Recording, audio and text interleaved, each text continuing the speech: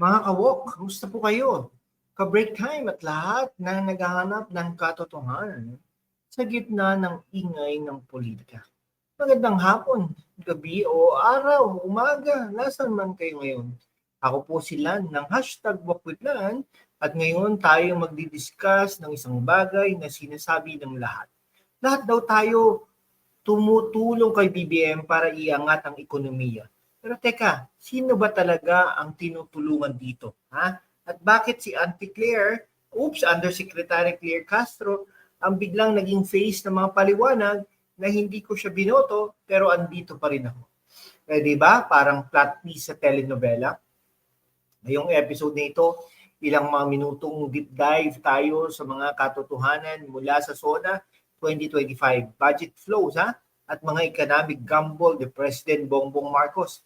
Hindi ko sinasabing masama ang intensyon, ang batay sa reports lang po ito Pero pag-usapan natin ng matino, witty at walang filter. Kung gusto mo ng intellectual na breakdown na parang coffee break with Deo Macalma, hit that subscribe button na. Like at bell icon din para hindi ka mawala sa updates. Tara, simulan natin.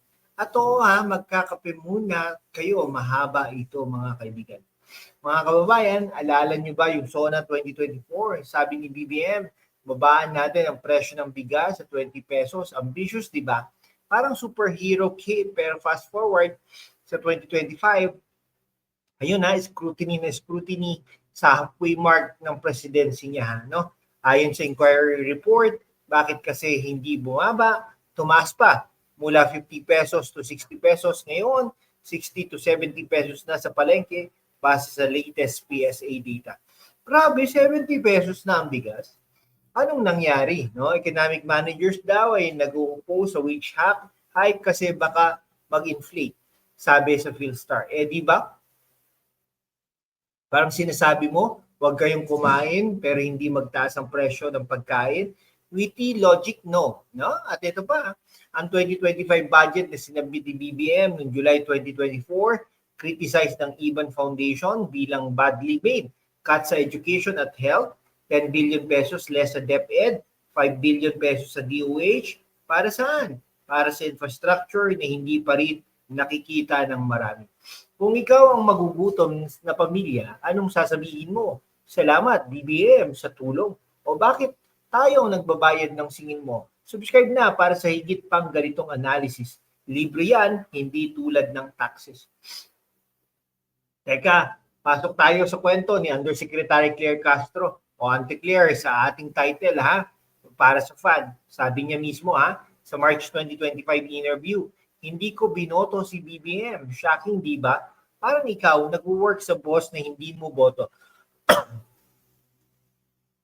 Pero andito siya, nagko-confirm ng resignations tulad ng NBI Director. Noong October, nagre-reply sa Zarzuela remarks ni Vice President Sara Duterte. Bakit siya, Ayon sa reports, courtesy resignation daw sa bagong press secretary, pero bumalik siya sa spotlight. Missing sa ASEAN, Japan photo ops, pero active sa palace defenses. Critical na tanong, kung hindi siya boto, bakit iniingatan ang narrative ng economic uplift na hindi rin nangyayari mga kaibigan? Parang teka lang po. Tulungan natin si BBM kahit hindi natin siya gustong-gusto. Sa July 2025, nag-design siya briefly, Pero recent po sa GMA at Inquirer, show she's back, denying perpetration in power claims. Di ba kung tayo ang nasa posisyon niya, anong gagawin? Magtalik, Magtalik ng katotohanan o magpa-flow ng current? Deep thought for you, Share sa comment section mga kaibigan. Okay mga kaibigan, pag-usapan natin ng malaking gamble. Ang US-China pivot ni BBM ayon sa July 2025 reports mula sa Facebook groups at Eurasia Review. Ang aggressive stance sa West Philippine Sea ay nagresulta sa economic isolation, trade disruptions. Mga kaibigan, higher cost sa imports, cruel irony, Sabi ng critics, Beijing's warning came true. At ang 2025 budget reviewed ng economic managers noong December 2024, pero lawmakers cuts daw ang sisi, 6.3 trillion pesos total pero flawed from start. For ibon, protectionism, populism.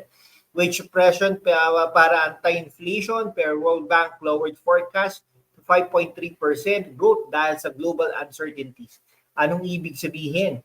Moderate lang ang pag-unlad, pero political drama sa midterms 2025. Marcos Duterte feud ay nagpapabagal pa. Parang chess game, ha? BBM moves for infrastructure pero sacrifice ang social services. Witty ba? Checkmate sa bulsa ng mahirap. Anong tingin mo? Hit subscribe button para sa higit pang strategic breakdowns. Okay, ngayon na Q&A na tayo. Imaginary, no? Pero based sa real questions mula sa Philstar at B World. Bakit hindi sinabi ni BBM sa SONA ang unemployment spike? Ayon sa May 2025 op-ed, 4.5% unemployment rate, higher sa youth. Sabi ng managers, hindi magandang wage hike. No, populism lang yan para sa big business, mga kaibigan. Okay. Inflation mula 3% to 4.2% sa 2025 dahil sa oil prices at rice imports, mga kaibigan, no? Noong June 2025, post-midterms, Bauer Group Asia forecast moderate growth pero political recovery rating ang issue. Di ba? Parang sinasabi, ekonomiya muna, politika pagkatapos, pero baliktad ang nangyayari. Kung tayo ang boss, i-memorandum na natin yan. Subscribe na para sa mga Q&A episodes, your question next, mga kaibigan.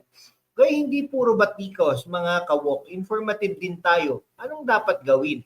Batay sa experts, push for transparent budget audits, support local farmers para sa rice self-sufficiency, at mag-demand ng wage review without fear-mongering.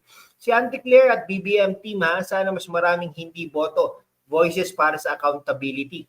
Basahin ang Ibon reports, o World Bank forecast. Libre online. No? Tulungan natin si BBM sa pamamagitan ng pagtatanong.